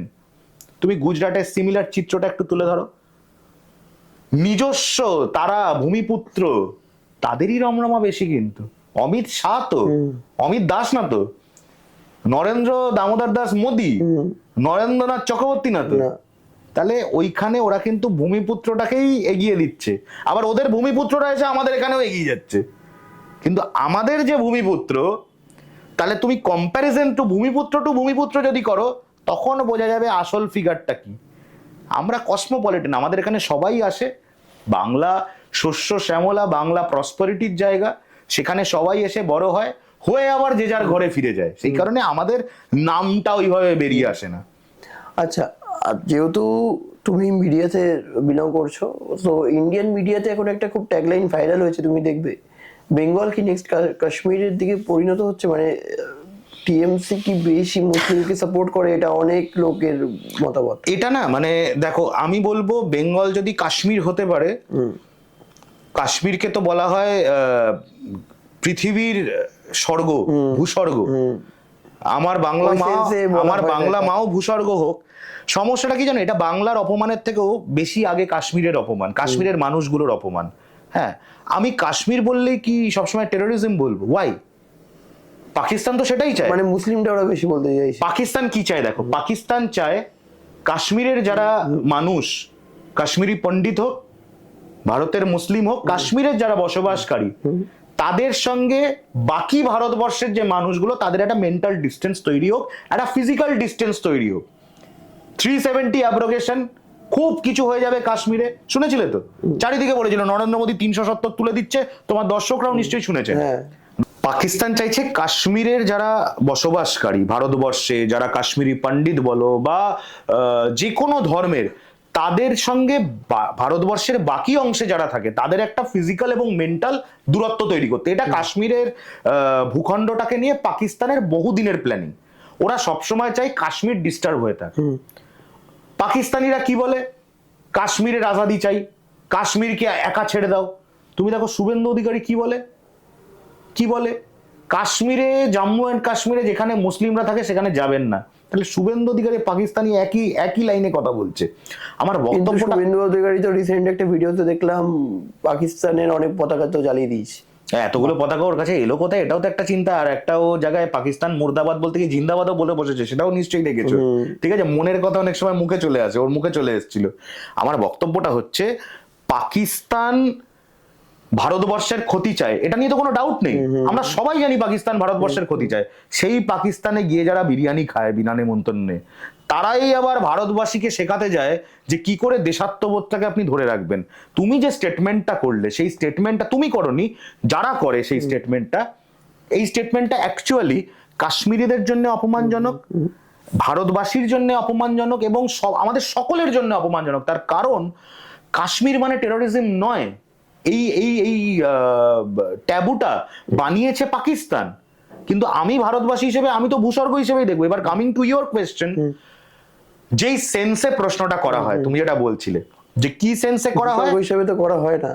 একটা পোলারাইজড একটা স্টেট, একটা ডিস্টার্বড একটা স্টেট, আরো বিভিন্ন রকমের ইমপ্লিকেশনস থাকতে পারে। সেটা অতি বড় সনাতনী যারা সেজে ঘুরে বেড়াচ্ছে তারা বলতে পারবে, আমি জানি না।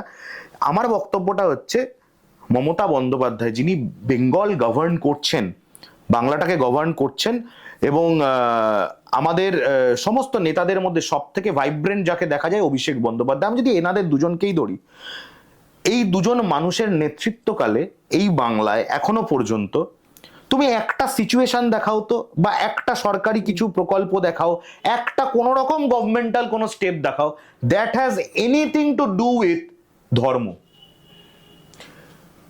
জগন্নাথ মন্দির যখন তৈরি হচ্ছে দীঘায়, যখন ইনগ্রেশন হবে, একটা নোংরামি হয়েছিল মনে আছে, কারা ঢুকতে পারবে কারা ঢুকতে পারবে না? Who insisted and who initiated that নোংরামি? শুভেন্দু অধিকারী, ভারতীয় জনতা পার্টি। কিন্তু পুরীর যেই জগন্নাথ মন্দিরেও তো নিয়ে অনেক কথা উঠলো, পুজো নিয়ে। সেটা তো আমরা সবাই বলছি যে মমতা বন্দ্যোপাধ্যায় ওটা উড়িষ্যার থেকে, আমি কোনো অর্গানাইজেশন বা কোনো ট্রাস্টের নাম নেব না, উড়িষ্যা থেকে খুব প্রভাবশালী একটি বডি, তারা প্রশ্ন তুলেছিল এবং তারা অভিযোগ করেছিল মানে একদম দ্ব্যর্থহীন ভাষায় যে দীঘার জগন্নাথ মন্দিরের জন্য নাকি নিম কাঠ পুরী থেকে চুরি করে আনা হয়েছে, পুরীর মন্দির থেকে। পরে তারাই আবার ক্ষমা চাইলো, তো তারাই তো মানলো যে ভিডিওতে দেখেছি যে দূর থেকে রথের দড়ি এমন ভাবে ধরানো হচ্ছে জিনিসটা, যেটা আমাদের চোখে খুব খারাপ লাগছে, সেটা মিডিয়াতে তো আমরা দেখতে পাচ্ছি। দেখো, ক্যামেরা ডাজন্ট লাই, কিন্তু ক্যামেরা ততটাই বলে যতটা তুমি বলাবে। হ্যাঁ, ওখানে পুলিশ অফিসিয়ালস দেখতে পাচ্ছি তারা পা ডেঙিয়ে ওই করে, তোমার এখান থেকে ক্যামেরা অন আছে, ঠিক আছে, আমি কথা বলছি, তুমি কথা বলছো, খুব সাবলীল লাগছে। এবার ধরো অন্য একটা ক্যামেরা থেকে দেখা গেল তোমার দিকে আমার কোনো একজন লোক বন্দুক তাক করে রেখেছে, হ্যাঁ, সেই ভয়ে তুমি নরম নরম প্রশ্ন করছো সাপোজেডলি। তার মানে কি দাঁড়ালো, আগের বারও ক্যামেরা দেখাচ্ছিল তুমি আমি কথা বলছি, সেটা সত্যি, সেটার মধ্যে কোনো মিথ্যে নেই, কিন্তু ক্যামেরা পুরোটা দেখায়নি। তাহলে তুমি যে রিলের কথা বলছো বা স্পেসিফিক ভিডিওর কথা বলছো, আমি যদি প্রত্যেকটা ধর্মীয় স্থান, এটা নিয়ে যদি ডিবেট হয়, এটা নিয়ে পুরো একটা সেপারেট ডিবেট একটা চলতে পারে। যে কোনো ধর্মীয় স্থান, সেই ধর্মীয় স্থানে যারা যারা উপস্থিত তারা সবাই কি ধর্মাচারটা একদম নিষ্ঠার সঙ্গে ফিজিক্যালি সবটা মেনটেন করে করতে পারেন? তাহলে আমি তো তোমায় প্রশ্ন করতে পারি যে এক হাতে গায়ের মাটি তুলতে তুলতে, গলা চুলকাতে চুলকাতে আরেক হাতে গীতা ধরে পড়া, এটা কি গীতার অবমাননা, অপমান নয়? এটা কি হিন্দু ধর্মের অপমান নয়? শুভেন্দু অধিকারীকে আমরা সবাই দেখেছি, ভারতীয় জনতা পার্টির রাজ্যের যিনি হোতা, রাজ্যের যিনি সভাপতি, তিনি মোজার ওপর দিয়ে আঙুল চুলকাতে চুলকাতে আরেক হাতে গীতা ধরে পড়ছেন। এটা গীতার অবমাননা নয়? কিন্তু এইটা যদি আসি না, তুমি বলো এটা কি গীতার অবমাননা, হ্যাঁ কি না? একটা তো এটা অপমানের মতো রয়েছে, বাট আমার এটাও একটা রয়েছে, আমরা যদি সায়নী ঘোষকে দেখি, শিবলিঙ্গর একটা কন্ট্রোভার্সি তুমি হয়তো জানবে, তো সেটাও তো একটা পার্ট রয়েছে। যখন সায়নী ঘোষের কন্ট্রোভার্সিটা হয়েছে, সেই সেম কন্ট্রোভার্সিটা নিয়ে এত কথা হয়, তুমি আমায় প্রশ্ন করছো, that was repeated by Agnimitra Pal. Did we pull up a question? আমরা কি কথা বলেছি? সমস্যাটা হয়ে যাচ্ছে, দেখো, আমাদের যদি কথা বলতে হয়, আমাদেরকে পয়েন্টটা নিয়ে কথা বলতে হবে, তখন কিন্তু দল দেখলে হবে না। কিন্তু আমরা সবাই দল দেখছি, আমরা তখন প্রশ্ন তুলছি যখন ওটা সায়নী ঘোষ, আমরা তখন প্রশ্ন তুলছি না যখন বিকাশ রঞ্জন ভট্টাচার্য হিন্দু ধর্মকে বা মুসলিম ধর্ম, ইসলাম ধর্মকে আঘাত করছে, বা অগ্নিমিত্রা পাল কোনোভাবে সেই একই জোকটাকে আবার রিডু করছে, তখন কিন্তু আমরা প্রশ্ন করছি না। বিকজ আমরা সবাই তো কোথাও না কোথাও, যেটা আমি একটু আগে তোমায় বলছিলাম, আমরা সবাই বায়াসড পলিটিক্যালি। কেউ তৃণমূলের ভুল দেখলে বেশি প্রশ্ন তুলছে, আর কেউ তৃণমূলের ভুল দেখলে একমাত্র প্রশ্ন তুলছে। তৃণমূল বাদ দিয়ে যখন শুভেন্দু অধিকারী বলে কাশ্মীরে যেখানে মুসলমানরা থাকে ওই সব দিকে আপনারা কেউ যাবেন না, ওগুলো জঙ্গি, এটা সংবিধানের অপমান, এটা দেশের অপমান, এটা ভারতবর্ষের ইন্টিগ্রিটির অপমান, সমস্ত জনগণ সবার অপমান। প্রশ্ন তোলে না কেউ। মানুষ এখনো আটকে আছে সায়নী ঘোষ কি বলেছিল, অথচ তারপরে সেম জিনিসটা অগ্নিমিত্রা বলল, নোবডি কেয়ারস। তাহলে এটা তো আমরা বলতে পারি যে সব পার্টিতেই কিছু না কিছু একটা লুফল রয়েছে, যেটার জন্য কোনো পার্টি ঠিক নয়। প্রত্যেকটা পলিটিক্যাল পার্টির মধ্যে কারা চালায়? মানুষ চালায়। এখনো তো আমরা সে জায়গায় পৌঁছইনি বিশ্বব্যাপী যে এআই পার্টি কেউ এসছে। আশা করি আগামী দিনে এআই পার্টি আসবে। সিপিএম বিশেষত এআই পার্টি না আনলে সিটও পাবে না। আমার বক্তব্যটা হচ্ছে যে আমাদের যারা যারা যতজন পলিটিক্যাল পার্টি আছে, every party is run by human beings. এই যে মানুষগুলো দলটাকে চালাচ্ছে, সবার মধ্যে ভালো আছে, খারাপ আছে, তোমার মধ্যে কিছু গুণ আছে, কিছু দোষ আছে, সেম অ্যাপ্লাইজ টু মি। সবাই, অন্য কোনো দলের কাছে একটা মমতা বন্দ্যোপাধ্যায় নেই, অভিষেক বন্দ্যোপাধ্যায় নেই বলেই আজকে সেটার প্রতিফলনটা রেজাল্ট বেরোনোর পরে ওই যে সংখ্যা তত্ত্ব আমরা দেখি কার কটা সিট, সেখানে এই রিফ্লেকশনটা পড়ে। সবার মধ্যে কিছু খামতি আছে। তৃণমূল কংগ্রেসে যারা আছে, আমি এর আগেও একটা প্রশ্নে তোমায় উত্তরে বললাম, তৃণমূল কংগ্রেসের সঙ্গে জড়িত কম বেশি নেতা, 50% নেতা, বড় নেতা, কারোর যদি কোনো রকমের কোনো ল্যাপসেস হয়, তৃণমূল কংগ্রেস সেটাকে এড়িয়ে না গিয়ে সেটাকে অ্যাড্রেস করে, তাদেরকে শোকজ করে, তাদের বিরুদ্ধে স্টেপ নেয়। অন্য কোনো দল করে না তো। ভারতীয় জনতা পার্টি যাকে রাজ্য সভাপতি বানিয়ে রেখেছে, অ্যাডাল্টারির ভুরি ভুরি অভিযোগ তার বিরুদ্ধে, নারী ঘটিত অপরাধের ভুরি ভুরি অভিযোগ, তিনি রাজ্য সভাপতি। তন্ময় ভট্টাচার্য, তোমার আমার প্রফেশনের একজন ভদ্রমহিলাকে বাড়িতে ডেকে ম্যাল হ্যান্ডেল করা, সেই অভিযোগে অভিযুক্ত, তাকে সিপিআইএম পুষে রেখেছে, মঞ্চে তুলছে।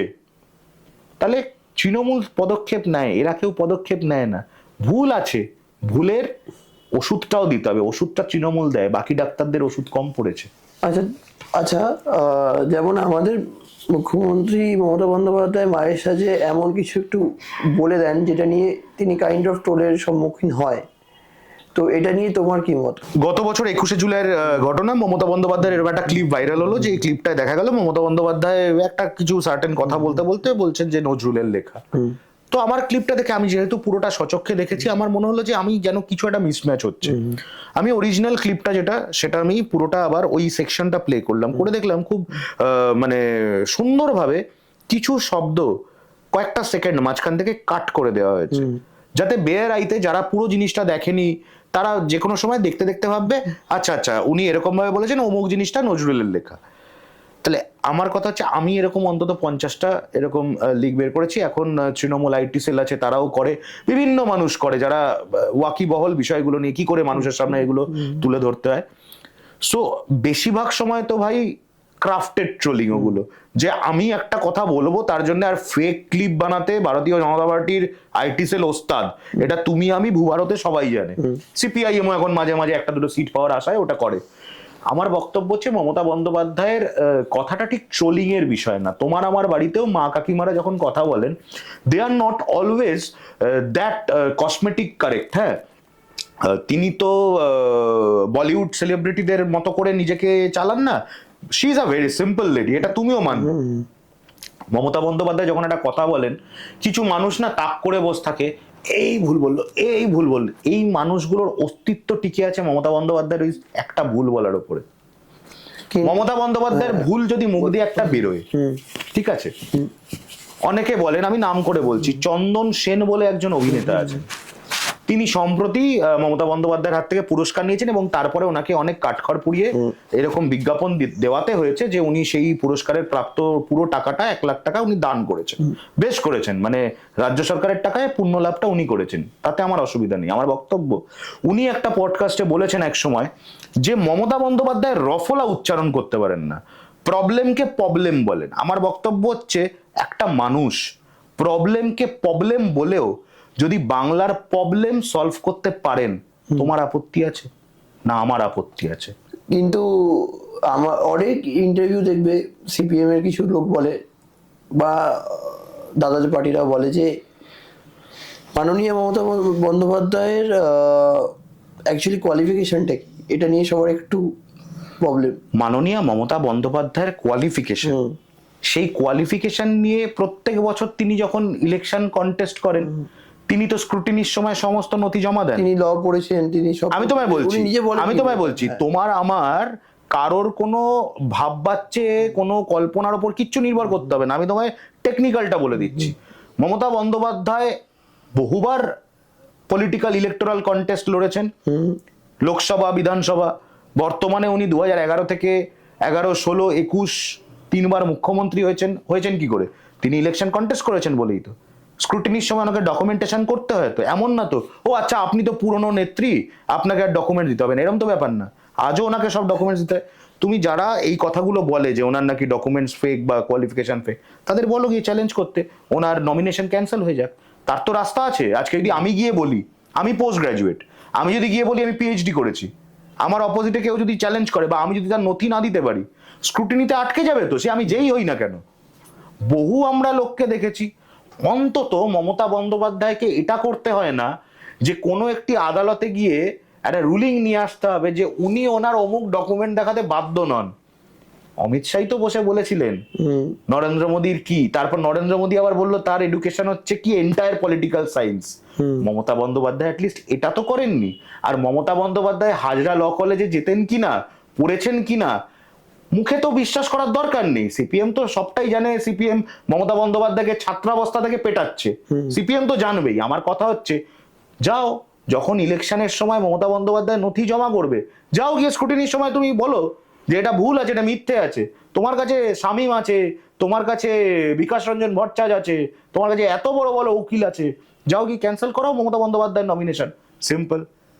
ওরা টেকনিক্যাল কিছু করবে না, ওরা শুধু মানুষের সামনে একটা করে কথা তুলে দেবে, যেই কথাটা নিয়ে পাড়ার মোড়ে চায়ের দোকানে আড্ডা হতে পারে, বা একটু শয়তানি করে বন্ধুদের মধ্যে দুটো জোক হতে পারে, কিন্তু সেটা নিয়ে কিছু প্রমাণ করা যায় না। প্রমাণ করতে পারলে করে দিক না, ওয়েলকাম টু ডু সো। আচ্ছা, আমার পডকাস্টেই সৃজনদা বলেছে যে মমতা বন্দ্যোপাধ্যায়ের ইনকাম নিয়ে বলেছেন যে তিনি নাকি গান লিখে একটু, এটা অন্যটনেই বলেছেন, তো এটা নাকি আসে। তো অ্যাকচুয়ালি ইনকামটা কিভাবে আসে মমতা বন্দ্যোপাধ্যায়? আমার খারাপ লাগে কোথায় জানো, সৃজনের কথা বলছো তুমি, যে সৃজনের কথা বলছো আমি যদি তার কথাই ভাবি, সিপিআইএম এর সৃজন, তো সৃজন একটা শিক্ষিত ছেলে। আমার খারাপটা কোথায় লাগে, এই শিক্ষিত ছেলেগুলো কিভাবে নিজেদের ক্যারিয়ার গুলোকে নষ্ট করে। এটা কোনো পলিটিক্যাল কথা আদৌ? মমতা বন্দ্যোপাধ্যায় গান লিখে না ছড়া লিখে না গজল গেয়ে কি করে ইনকাম করে, তার সঙ্গে তো সিপিআইএম এর বা সৃজনের রাজনৈতিক ভবিষ্যতের কোনো সম্পর্ক নেই, বাংলার ভবিষ্যতেরও কোনো সম্পর্ক নেই। মমতা বন্দ্যোপাধ্যায় বই লিখেছেন, এটা অনস্বীকার্য, সেই বই প্রকাশ্যে রয়েছে। ওটা ওই বুদ্ধদেব ভট্টাচার্য সিনেমা বানিয়েছেন, সেটা নাকি কানসে গেছিল, সিপিআইএম বলে। সেই ছবির নাম আজ অব্দি আমরা কেউ জানি না, কোনো সিপিআইএম এর নেত্রীও তোমায় বলতে পারবে না, নেতাও বলতে পারবে না। কিন্তু বুদ্ধ ভট্টাচার্য নাকি ভীষণ মানে কালচারালি স্ট্রং। ওয়াই? বিকজ এই পেট্রিয়ার্কাল সোসাইটি, পুরুষতান্ত্রিক সোসাইটিতে ওটা বুদ্ধদেব ভট্টাচার্য, আর ইনি মমতা বন্দ্যোপাধ্যায়, একজন মহিলা। আমরা এখন দেখি না ওয়েব সিরিজ মহারানী, কি দেখছি, একজন মহিলা, তাকে একটা পুরুষতান্ত্রিক সেটআপের সঙ্গে লড়াই করতে করতে উঠতে হচ্ছে। মমতা বন্দ্যোপাধ্যায় সেই জায়গাটাকে চ্যালেঞ্জ করে দিয়েছেন। সিপিআইএম বলতে আমরা, তুমি বোঝাও তো সিপিআইএম এর একজন, তুমি সেই রকম দোর্দণ্ড প্রতাপ একজন নারী কোন নেত্রীর নাম বলো তো তৎকালীন সময়, এখনো বলো না তুমি, যে হয়তো মমতা বন্দ্যোপাধ্যায়ের 1 কোটির 1 ভাগ তাও নেই। সিপিআইএম এ শতরূপ আছে, সিপিআইএম এ সৃজন আছে, তোমার এখানে সৃজন এসছে, তোমার এখানে সিপিআইএম এর কোনো নেত্রী আসেনি এখনো। কেন? কারণ ওই পার্টিটা প্রমোটিত করে না তাদেরকে। ওই পার্টিটার সমস্যাটাই এটা, সিপিআইএম এর সমস্যাটাই এটা। ও এসে বলুক না, শতরূপও তো ওরই দলের লোক। শতরূপ তো 4টে বাজে কথা বললে 3টে ভালো কথাও বলে। কেন সেই 3টে ভালো কথা সত্যি কথা? ওই আমি দেখছিলাম কারোর একটি পডকাস্টেও বলতে বাধ্য হয়েছে যে ভারতবর্ষের একজন অন্যতম জনপ্রিয় জননেত্রীর নাম মমতা বন্দ্যোপাধ্যায়, এটা অনস্বীকার্য। কিন্তু সৃজন তোমার এখানে এসে যে কথাটা বলেছে, গান লেখে কি হয়েছে তাতে? আমি গান লিখতেই পারি যদি আমার ফেস ভ্যালুর জন্য বা ওই কন্টেন্টের জন্য। আজকে যদি শাহরুখ খান একটা ছবি আঁকেন, সেই ছবিটা হয়তো একজন আর্টিস্ট বলবে বাজে ছবি, কিন্তু ওটা শাহরুখ খান এঁকেছেন, এই জন্য তুমি আমি শাহরুখ খানের ফ্যান বলে তো আমরা ওটা চাইবো যে আমরা ওটা ডাউনলোড করার জন্য যদি 10 টাকা লাগে, এই 10 টাকাটাই তো রয়্যালটি। তাহলে মমতা বন্দ্যোপাধ্যায় গান লিখে বা কবিতা লিখে বা ছবি এঁকে যদি রয়্যালটি পান, সৃজনের অসুবিধা কোথায়? তাতে না ওর পার্টির সিট বাড়বে, না ভোট বাক্সে ওর ভোট বাড়বে। এদেরকে এটাই একটু বোঝাও না। যেমন একটা পয়েন্ট, যেহেতু তুমি সবকিছুতে একটা মতামত দাও, যখন আমাদের ইলেকশন হয়, ইলেকশনের কিছু মাস আগে আমরা দেখি মাননীয় মমতা বন্দ্যোপাধ্যায়ের অ্যাক্সিডেন্ট হয়,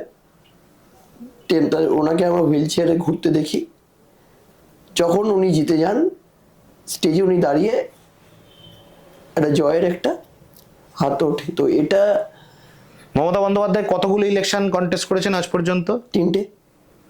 মমতা বন্দ্যোপাধ্যায় আজ পর্যন্ত অন্তত 23টা ইলেকশন কন্টেস্ট বাংলাতে তো 3টে, বাংলাতেই সববার উনি ইলেকশন কন্টেস্ট করেছেন। সেই ছাত্রাবস্থায় যখন উনি প্রথম, যেরকম দেবাংশুর বয়সী ছিলেন তৎকালীন সময়ে তিনি, সেই বয়সে যখন তিনি প্রথম সাংসদ হওয়ার জন্য নির্বাচনে লড়েছিলেন এবং সবাই ভেবেছিল যে তিনি হেরে যাবেন, তিনি জিতে যান সোমনাথ চ্যাটার্জিকে হারিয়ে, যাদবপুর তোমারই কেন্দ্র। তো সেই সময় থেকে শুরু করে মমতা বন্দ্যোপাধ্যায়কে যদি কোনোদিন উনি যদি ভিকটিম কার্ড খেলতে হতো তাহলে তো বিরোধী আসনে থাকার সময় খেলতেন, বিরোধী আসনে তো ওনাকে ভিকটিম কার্ড খেলতে দেখা যায়নি। এইবার ব্যাপারটা দেখো, আমরা এটা দর্শকরা বলে, দর্শকরা বলেন না, এগুলো বলার কিছু লোক আছে, দর্শকরা এগুলো বিশ্বাস করেন না। রিতম শুনে রাখো, দর্শকরা এগুলো বিশ্বাস করেন না। এবং তোমার যারা দর্শক, সবার যারা রিপাবলিকের যারা দর্শক, ছাড়ো রিপাবলিকের যারা দর্শক, তার মধ্যে 10% গিয়ে বিজেপিকে ভোট দেয়, বাকি 90% এগুলো দেখে মুচকি আসে, রাতে ঘুমিয়ে পড়ে, সকালে উঠে গিয়ে তৃণমূলকে ভোটটা দেয়, কারণ সবাই ভালো থাকতে চায়। আমার পয়েন্টটা হচ্ছে, মমতা বন্দ্যোপাধ্যায় যদি ভিকটিম কার্ড খেলতে হতো, তাহলে ভিকটিম কার্ডটা খেলার সব থেকে ভালো সময় সবার পক্ষে কখন, যখন তিনি বিরোধী আসনে বসে রয়েছেন, তিনি সরকার পক্ষে, ফুল ফ্ল্যামবয়েন্ট মেজরিটি আছে তার সঙ্গে। সেই সময় বিরুলিয়া বাজারে ইলেকশনের একটা ক্যাম্পেইন চলাকালীন তার উপর হামলা হলো, তার ফুটেজও প্রকাশ্যে এলো, তাহলে আমরা কেউ অস্বীকার করতে পারবো না যে তার পায়ে চোট লেগেছিল।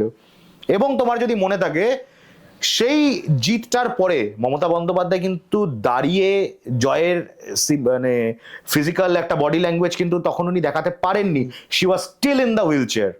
বাট মাথা ফেটে গেল যখন ওনার একবার, আর পরে একবার যখন পায়ে লাগলো, সবকিছুতে একটা রিকভারির টাইম হয়। এবার নাটকটা কখন হবে, যখন কারোর কিছুই হয়নি, সে একদম মানে ওইটা মেনটেন করে গেল যে আমার হয়েছে, সে পরেও জিতে গিয়েও দাঁড়াচ্ছে না। আরে ভাই, যদি রিকভারি হয়ে গিয়ে থাকে কেন দাঁড়াবে না? অভিনয় করার তো কোনো দরকার নেই। মমতা বন্দ্যোপাধ্যায়ের তো ব্যথা লাগে, মাথা ফাটে, পা ভাঙে, কারণ উনি বায়োলজিক্যাল। উনি তো আমাদের আরেকজনের মতো নন বায়োলজিক্যাল নন। আমি ঈশ্বরের সন্তান, ফট করে বলে দিল। আরেকজনটাকে Narendra Modi. Mamata Bandyopadhyay is very much biological, তাই তার ব্যথা হয়, তাই তার পা ভাঙে, তাই তার মাথা ফাটে। নরেন্দ্র মোদীর মতো নন বায়োলজিক্যাল হলে নয়, হতো না ওগুলো।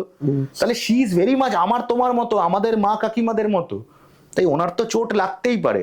আর অভিনয়, রিতম তুমিও এটা একমত হবে, মমতা বন্দ্যোপাধ্যায়ের দিকে সারা বিশ্বব্যাপী যতগুলো ক্যামেরা মমতা বন্দ্যোপাধ্যায়ের দিকে ঘোরানো থাকে, 1 মিলিমিটারও যদি কোথাও কোনো অভিনয় ধরা পড়তো, এতদিনে কিন্তু সেটা ফলাও করে পাড়ায় পাড়ায় প্লাজমায় দেখিয়ে দিত বিজেপি।